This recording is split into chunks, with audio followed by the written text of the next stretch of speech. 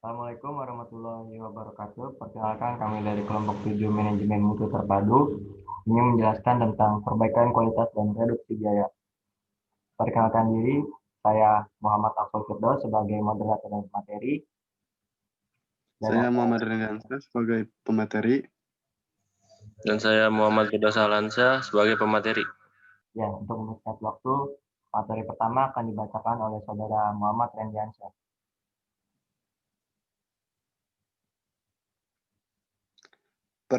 Perbaikan kualitas. Menurut Edward Deming, beberapa panduan kunci dalam memperbaiki kualitas adalah: pertama, memberi pendidikan dan pelatihan pada para manajer dan karyawan agar mereka unggul dalam bidang tugas mereka.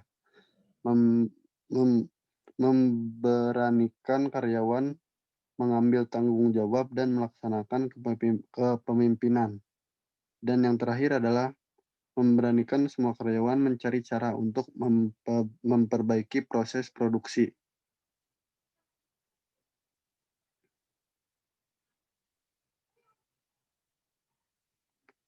Selanjutnya, penggunaan TQM biasanya mencakup fungsi-fungsi sebagai berikut.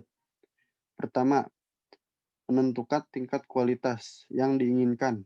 Artinya, kualitas dapat ditentukan dengan tingkat kebutuhan reparasinya. Makin banyak reparasi, makin rendah kualitasnya. Kualitas juga dapat ditentukan dengan seberapa cepat produsen memperbaiki komputer yang mengalami masalah.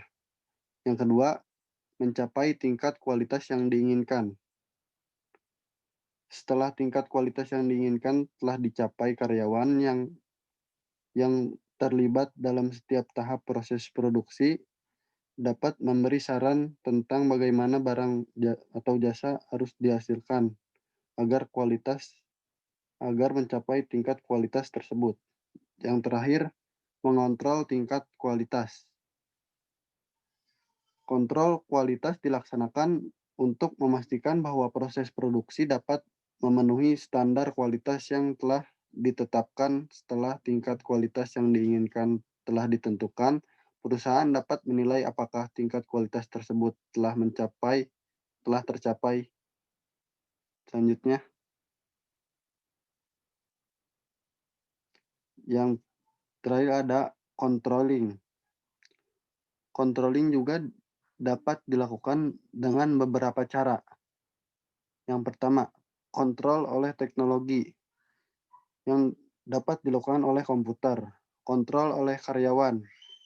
Karyawan juga dapat digunakan untuk menilai kualitas. Yang ketiga, kontrol oleh sistem pengambilan. Suatu kontrol kualitas dapat memastikan bahwa semua produk telah memenuhi tingkat kualitas yang diinginkan. Hanya dengan cara menguji setiap unit yang dihasilkan. Yang keempat, kontrol memantau keluhan. Kualitas harus dinilai bukan saja saat produk dibuat, namun juga setelah produk terjual. Kontrol dengan survei. Masukan dari konsumen yang lebih banyak dapat diperoleh dengan melakukan survei perusahaan. Dan yang terakhir, mengoreksi definisi.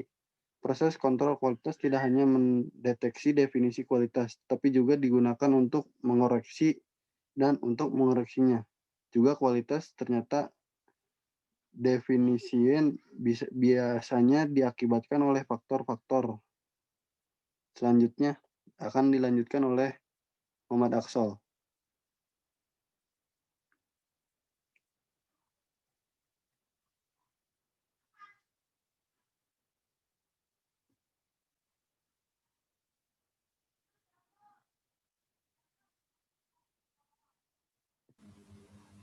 Dan selanjutnya adalah reduksi biaya.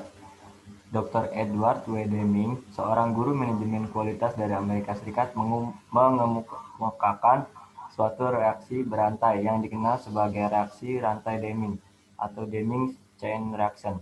Menurut Deming, setiap upaya perbaikan kualitas akan membuat proses dan sistem industri menjadi lebih baik dan lebih baik lagi. produktivitas total industri secara keseluruhan akan meningkat karena pemborosan atau waste, dan inefisiensi akan berkurang. Pelanggan akan memperoleh produk-produk industri yang berkualitas tinggi pada tingkat biaya per unit yang menurun secara terus-menerus. Seorang yang memperoleh produk kualitas tinggi pada tingkat harga yang kompetitif akan meningkat. Hal ini pada akhirnya akan memperluas pasar yang berarti akan meningkatkan pangsa pasar atau market share. Apabila industri itu tetap dalam bisnis, perbaikan kualitas akan meningkatkan kesempatan kerja serta meningkatkan pengembalian investasi rate atau return on investment. Selanjutnya adalah setiap upaya perbaikan kualitas akan menghilangkan atau mengurangi pemborosan yang ada dalam sistem tersebut, sehingga biaya per unit produk tersebut berkurang. Dengan demikian, reduksi biaya produk dapat dilakukan melalui perbaikan kualitas. Tujuan reduksi biaya secara terus-menerus adalah untuk mempertahankan harga kompetitif dan margin keuntungan atau profit margin secara bersama sepanjang waktu.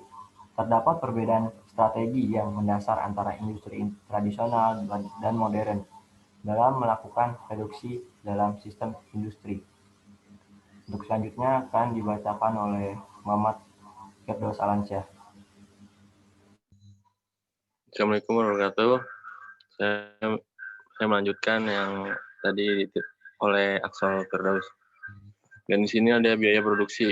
Biaya produksi atau operasional dalam sistem industri memainkan peran yang sangat penting karena menciptakan keunggulan kompetitif dalam persaingan antar industri. Strategi pengendalian biaya produksi diantaranya yaitu biaya harus dipandang sebagai keuntungan potensial profit, bukan sekedar pengeluaran. Manajemen harus melaksanakan aktivitas produksi yang bernilai tambah dengan berproduksi pada biaya produksi yang paling minimum, dan keunggulan kompetitif akan meningkatkan pangsa pasar, pada akhirnya akan meningkatkan penerimaan total. Selanjutnya, adapun karakteristik biaya dalam produksi yaitu biaya eksplisit adalah pengeluaran aktual perusahaan untuk mempekerjakan tenaga kerja, menyewa atau membeli input yang dibutuhkan dalam produksi. Termasuk di dalamnya adalah biaya akuntansi. Biaya implisit adalah nilai input yang dimiliki dan digunakan oleh perusahaan dalam aktivitas produksinya sendiri.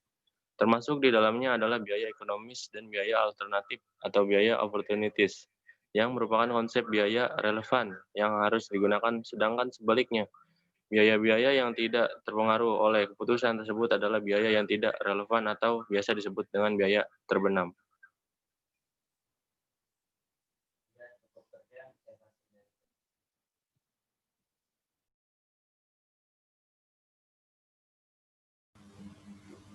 Ya, cukup sekian presentasi dari kelompok kami. Kurang lebihnya mohon maaf. Wassalamualaikum warahmatullahi wabarakatuh.